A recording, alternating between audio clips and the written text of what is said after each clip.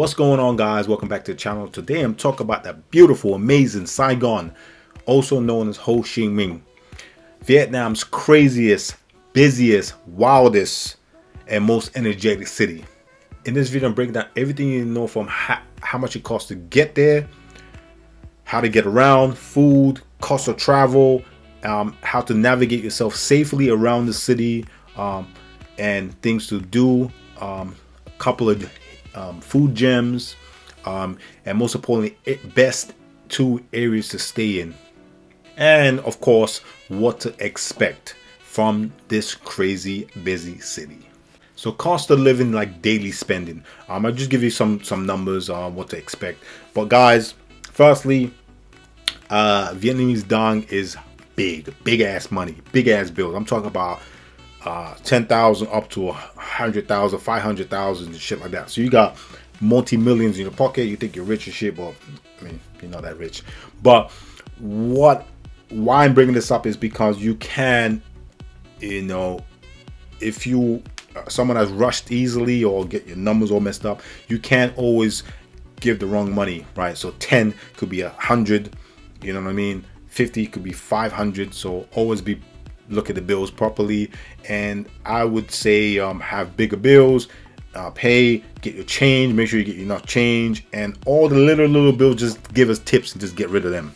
One thing's that's known in Saigon is they love their coffee and their beer coffee. Everywhere's got places that sell beer, and so many cafes. They got more coffee places than do massage places. Nah, it's probably 1 to 1, but whatever. So street food is gonna run you between $1 to $1.50 to $2. So you got street food really cheap. So depending where you go and get your street food, you can get amazing bargains. Local cafe coffee is gonna cost you between $1 to $1.50. Guys, you got it. When you're in Saigon, you have to go. Don't go to Starbucks and all that bullshit. Go to the local cafes, man. The cafe there is coffee out there is absolutely amazing. It's sweet, high in sugar, but it's delicious. Like my fave was coconut milk coffee, dope. And I used to have the cold one because it's hot as hell anyway. So I had cold coffee, which is absolutely fantastic. But again, pro tip, ask them to say less ice, because they can literally fill up the cup of pure ice and you get about this much coffee. So just be like, I want no to little ice, right? So you can get good amount of coffee. Pro tip, guys. Hostels now, again, depending on your range. Like, you guys should know this already. If you're new, then you don't know this, but if you're returning, you already know this.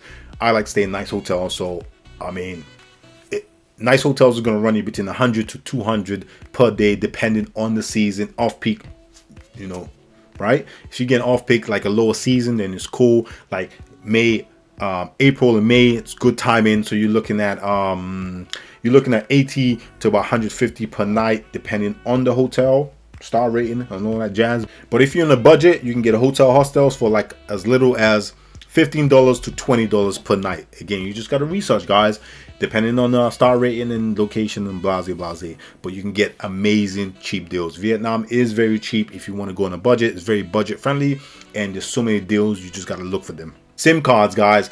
This time, actually, normally I just buy SIM cards. SIM cards will run you about $5, and you can get like one for like 20 days or a month or whatever it is, 15 days.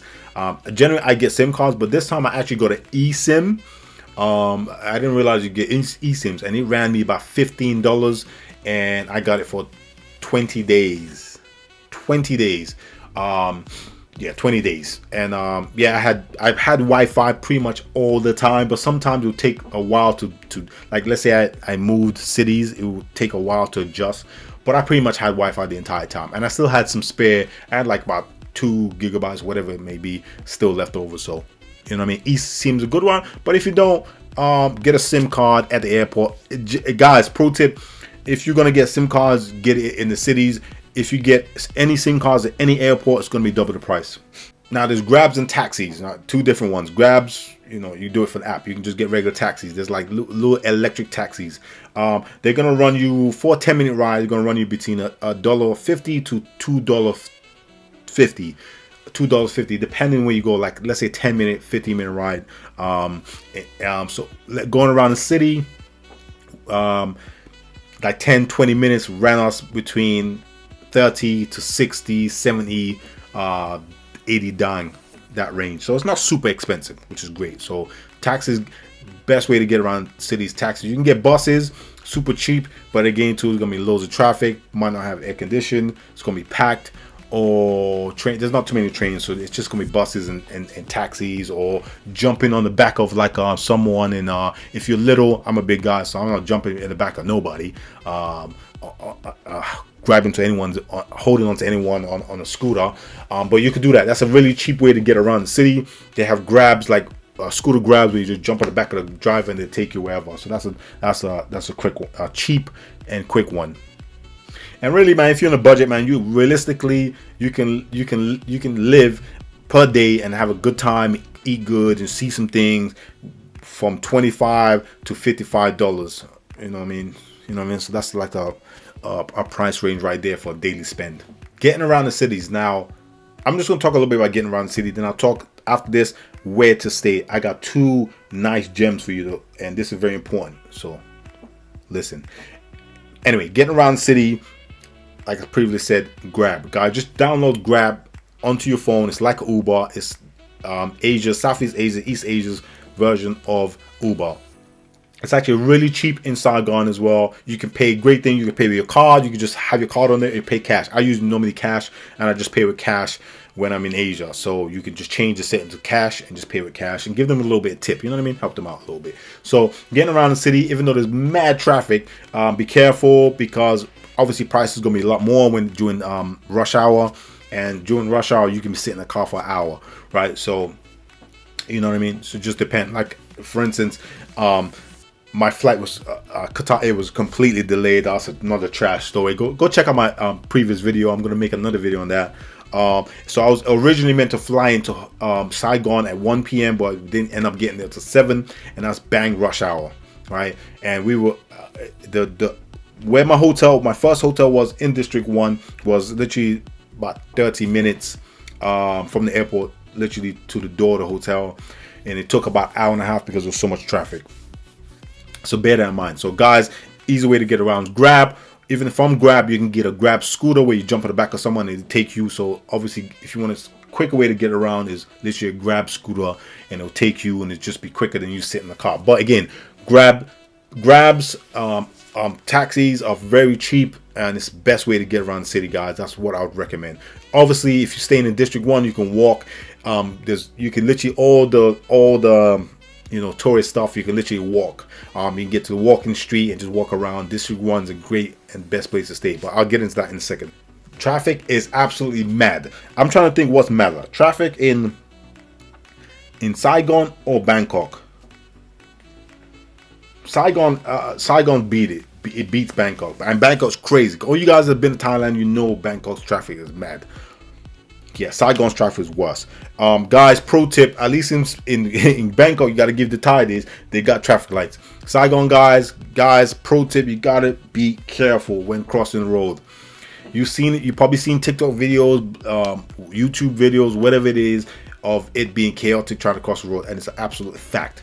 Some junctions, some crosses have lights, and some drivers abide by those lights, but shit, man, scooters, cars are coming from all kinds of crazy directions. So you really have to be literally look left, look right, look up, look down. You just literally have your peripheral vision on point, because either you're gonna sprint across the road if there's nothing going, or my pro tip is just actually crossing road. You have to cross the road in prime traffic. I'm talking about so many times we have to cross, especially when we went to the walking street. We had to cross the street, and we had to walk to the water, by the water, and we had to cross the street a couple of times. And I'm talking about, I'm looking, waiting, where's the fucking lights at? There's no lights, so we had to just cross the street. And I'm talking about cars, scooters. You just gotta cross with confidence. They would miss you. They're not trying to run into you. They will stop. I'm telling you, man, this shit is crazy. You just gotta walk across the street with confidence, literally, and hope no one hits you. So just walk slowly, have your peripheral vision on, and walk with confidence, and just put your hand out like, oh, and it will stop. Especially scooters. Scooters don't want to hit me because I'm a big guy, so I'll fuck up a scooter. But a car, I'm not winning against a car. Now, there's 3 areas that are absolutely top places to stay in Saigon. Trust me, guys. Trust me. Right? I stayed in 2 of them, and I was not disappointed. Right? 2 of them. Now, depending on your vibe, for you crazy party animals that always want to be in the action, District 1. District 1, because not only do you have the party, nightlife, and the massage places, cafes, bars, you got everything literally in District 1. But most importantly, it's easy to get around the tourist attractions. Literally everything you need to see is literally in District 1. You just walk around in District 1. So it's great thing is you don't really need a grabs, because you could just literally just walk around and literally see District 1. So if you don't want to jump on taxis or scooters, stay in District 1 and you can walk around and pretty much see and do everything. Okay? Now, if you want a little bit quiet, definitely don't stay in District 1, because District 1 is loud, non-stop, and it's hustle, woo, and it's like Bangkok, like staying in Sukhumvit. Like, that's District 1, right? So for you guys that have been to Thailand, you know what Sukhumvit is like. So District 1, tourist central, loads of night markets, closer nightlife, and super energetic, super loud. Pretty much doesn't sleep. Now, this is my favorite. Now, first time I stayed in District 1. Second time I stayed in District 3. Now, if I had to choose, District 3 was absolutely my favorite. It was much chiller, and my location was absolutely prime, guys. Let me know in the comments if you want to know the location I stayed in. I stayed in the Perre Hotel, and it was just a fantastic location. Literally, as soon as you come out of my Perre Hotel, go to the right. There was 2 dope cafes, coffee cafes. There was one indoor one and there's one outdoor, and at night they just have people just sitting literally on the street with chairs. But the one right next to it is dope. Like, it was always great music, like, you know, urban vibes, and people just sitting out there drinking coffee, smoking, chilling, and just having a good time. So like I said, that was a dope location. Go to the left, there's a couple of restaurants. Go to the right, past the cafes, go to the right again, you got a couple of nice restaurants, and went to this pizza place, New York pizza place type place. It was trash though. Pizza was trash, but it was just in the alleyway, literally across near my hotel. So there was loads of dope, like, little nice restaurants and bars and cafes. And if you go right and right again, then you come to a main street, and I went to an amazing spa on that street, and there's more restaurants, more bars, and it's like local shops. So if you want to do some shopping, a lot cheaper than you shopping in District 1. You can get a lot of nice bargains. There's a pharmacy. Like I said, District 3 in my opinion is the best. It's not super loud, not super busy, still vibrant. It's also still close to District 1, so you can get into District 1 easily. And if you want to do some nightlife, go do your nightlife, go do your night stuff in District 1, then come back to District 3. Like I said, in my opinion, District 3 is the best place and location to stay in. Obviously, District 1 is going to cost you a lot more than District 3. I think District 3 is a little bit cheaper as far as the District 1, remember, it's like staying in the central. It's like staying in Sukhumvit. It's like staying in the prime time location. If you're in London, it's like staying in central London. So obviously it's gonna be more expensive. So Toi Deng is the third one. I wouldn't stay there because there's loads of expats, lots of expat friendlies. A lot of expats stay there. There's loads of apartments. You know what I mean? Whatever. Shared properties.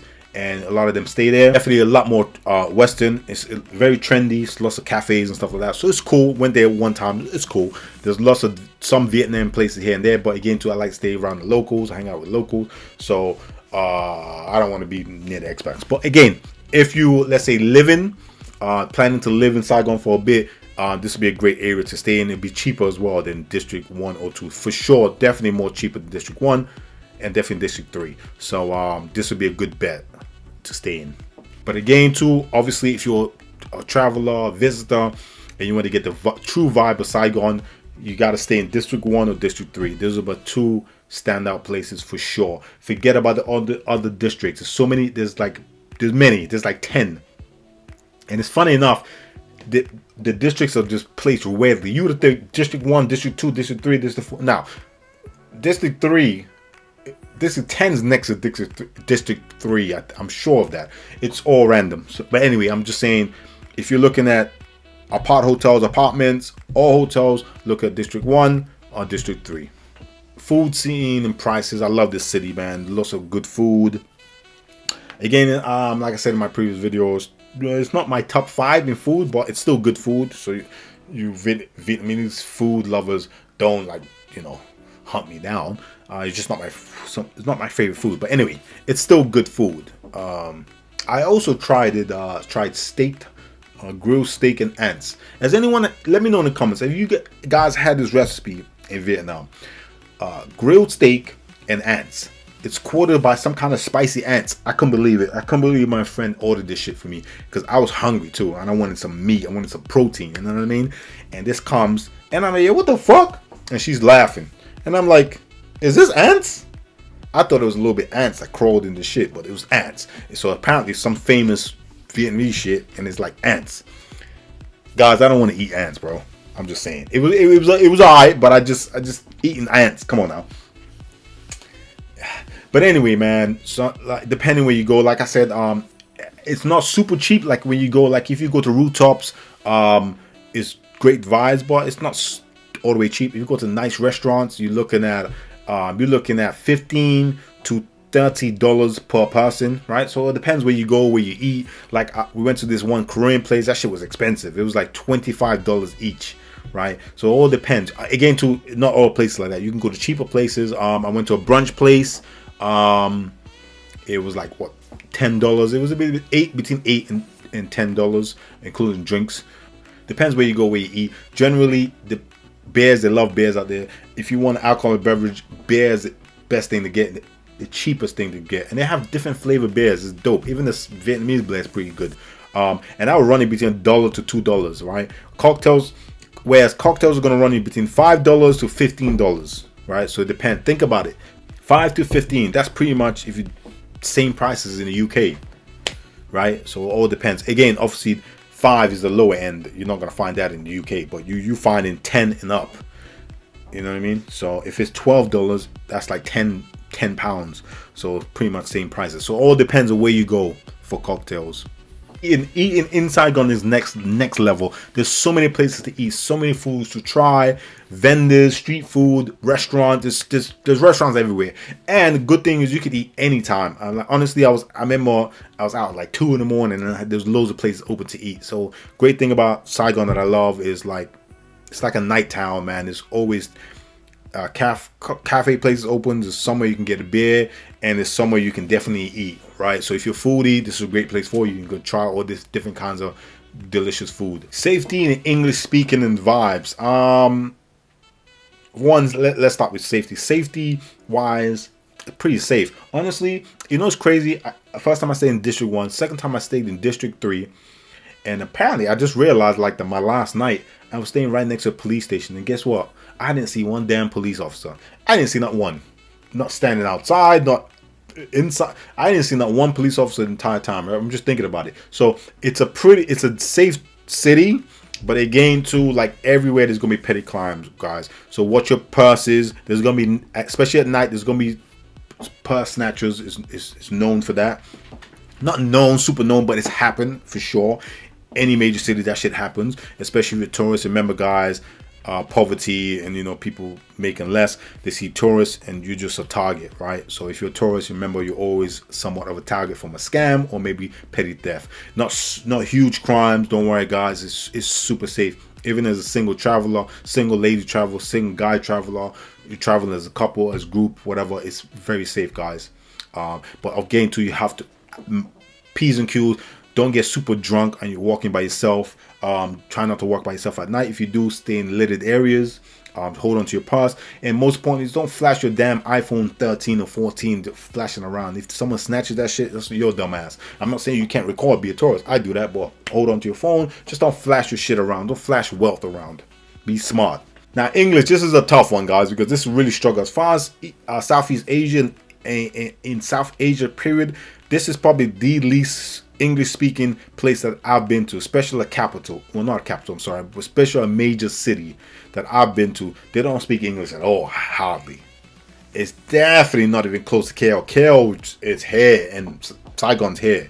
Bangkok here, Saigon. I mean, it's a struggle. I mean, English is spoken widely in District 1 and District 3 for sure, because a lot of tourists stay in there and they're visiting there, right? So obviously it makes sense because it's massive in tourism, right? So the people gonna speak English. But once you start leaving those areas, even like grab guys didn't speak English like that. Hello, basic. Again, I'm not complaining. I'm just saying, like, I'm a foreigner, so I should try and learn Vietnamese, right? Anyway, so my point is, try and learn a little bit of Vietnamese. It's gonna help, because navigating and trying to get information is gonna be tough because a lot of people do not speak English, guys. Which is strange because it's a big, very big city, very known city. Yes, yeah. So I can't only even imagine getting out the city. If you get out of the city, no one's gonna speak English. I'm sure. Well, no, but it's gonna be very low number of people speak English. So why English is not widely spoken outside of D1 and D3 areas. Guys, learn basic Vietnamese, how to greet, just friendliness period, just say hello and thank you. If you can learn more, learn more. Guys, we have AI in our phone anyway, so we can translate a lot of stuff. So it's not going to be hard to get information. You just have to show people. But again, too, if you're expecting loads of people to speak English, even in the hotels, even in some 5-star hotels, people struggled a little bit. And I'm not saying no, there's loads of people that spoke English, but not everybody spoke English, right? So just bear that in mind. Don't worry, guys, but restaurants, cafes will have English menus, right? So calm down. And they will generally speak English. So I'm not saying no one speaks English, but like hospitality, they will speak English. There's definitely someone that speaks English. But would everyone speak English? No. As far as city vibe, it's a non-stop city. Energy is high, it's hot as hell, humid, never stops, never sleeps. But there's something about the city that's fun, man. It's a fun city, man. It's a good city. It's a good city. Again, it's not as dope as KL or Bangkok. That's my two favorites. Bangkok's for sure my favorite city in Asia, but it's a dope city, man. It's a city you definitely gotta see. It's the scooter capital city for sure. It's a capital scooter city of the world. There's more scooters in this damn city than anywhere in the world. I'm sure of this. Guys, let me know in the comments if I just made this shit up. I didn't even do research about this, but I saw so many damn scooters, more than I've seen anywhere else. This has to be the most scooter capital in the world. So if you like raw energy, vibes, heat, and just not, there's something about the city. There's the energy to the city, man. If you like that, then this would be dope. This would be 100% a dope experience for you, and definitely a place for you to go. And again, too, great thing about the city is very budget friendly, man. So you can spend a long time there and enjoy it. I wouldn't spend all my time there, but it's definitely a stop that you have to go with this. And while you're there, go check out the Vietnamese War Museum. Okay, in closing, Saigon is not for everyone, but if you have an open mind and if you don't mind chaotic and you like other cities like in Bangkok, this would be a vibe for you. In my opinion, it's not as fun as those other cities, but I mean, like I said, if you're a fun person, fun will find you, right? So, but one thing that is definitely not liking is the food and the food options, and just a vibe. There's always a vibe. It's hot as hell too, but it's always a vibe. So definitely go check it out. Let me know in the comments if you've been. What's your favorite part about the city? One of my favorite parts was actually visiting the Vietnamese museum. It was really touching, just knowing history. I've watched previous documentaries. Obviously, you learned that shit in school, so you should know a little bit about the history. But yeah, just watching this really detailed documentary about the Vietnamese War. Actually, a lot of the clips that was in that documentary was in the museum, so it really brought back memories. And man, they've been through a lot of tough times, and definitely go travel, go visit. Have a warm heart, an open heart, and do your part by trying to give it back to the locals as best as you can.